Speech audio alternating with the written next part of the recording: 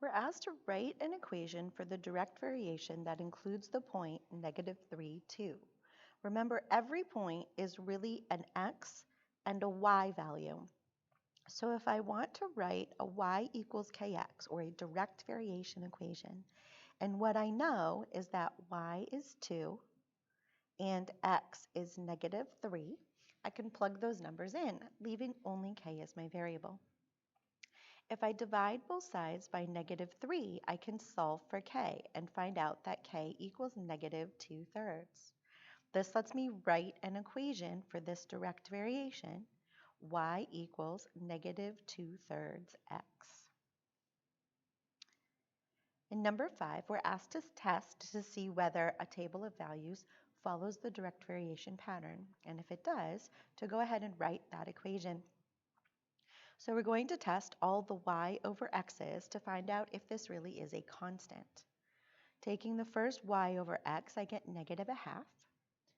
The second y over x also yields -1/2. The third y over x is -2/4, which reduces to -1/2. So this is a direct variation.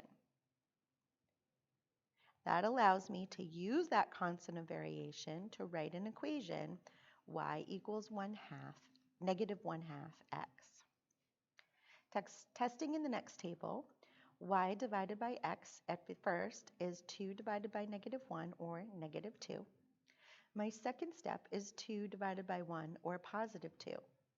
Now, although in the first table we had to test all three because we had to be sure that the value was always constant, here we've already found that it's not constant, so we really don't even need to bother to check the rest of the table. It doesn't matter if that number matches one of these, it can't possibly match both.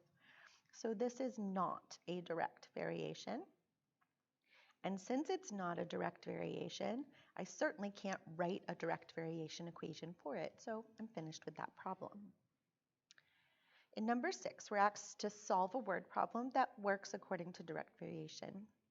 Suppose a windlass requires 0.75 pounds of force to lift an object that weighs 48 pounds. How much force would you need to lift 210 pounds? Now, as I think about this, I need to think about cause and effect.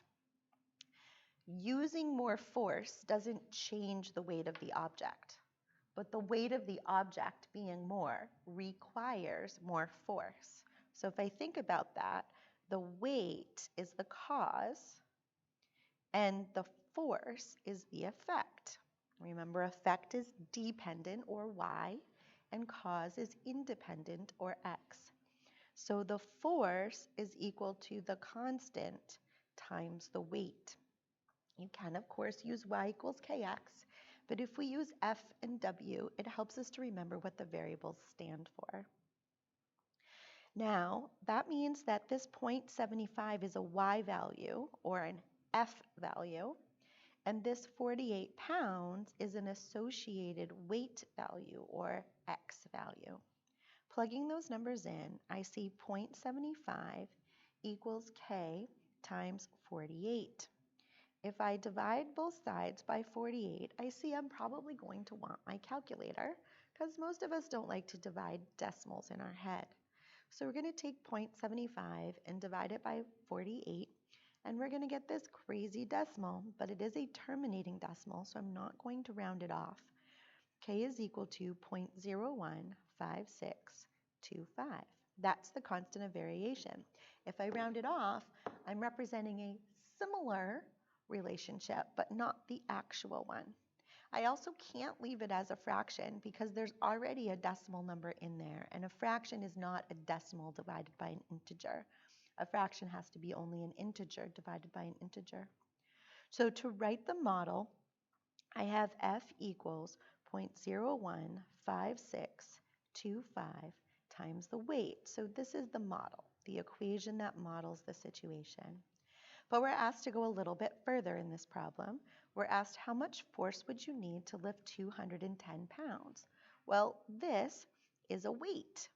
So I can substitute that value in.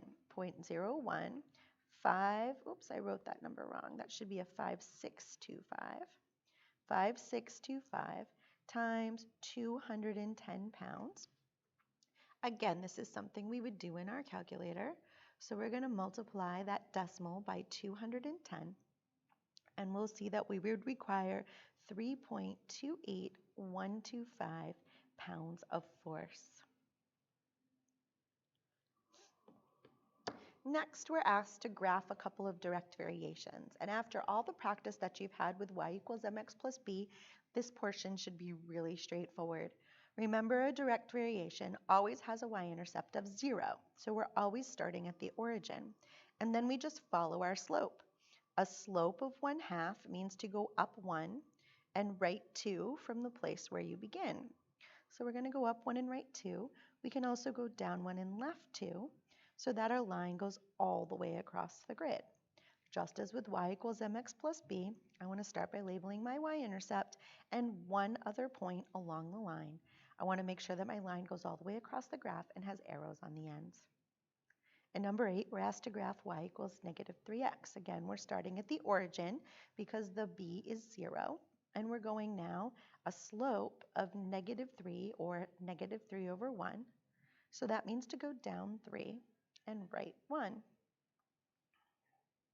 We can also completely reverse that, going up 3 and left 1, so that we get a line that goes all the way across the graph.